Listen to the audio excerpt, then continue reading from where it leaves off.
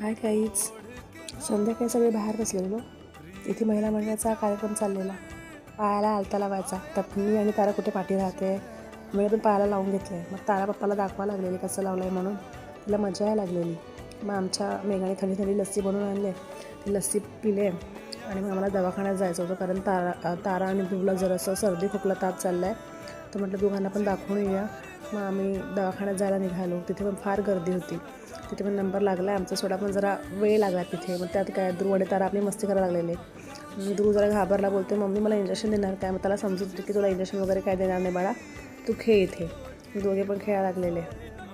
सगळीकडे व्हायरल चालू असल्यामुळे सर्दी खोकला ताप मुलांना लवकरच लागतो आहे.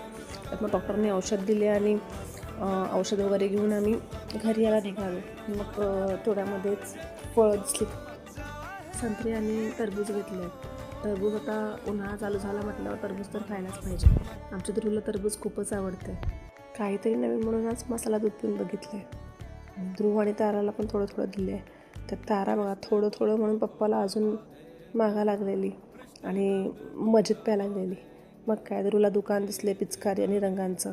बोलते मम्मी मला पण पिचकारी रंग घेऊन दे. मग दोघांना पण एक पिचकारी घेऊन दिले.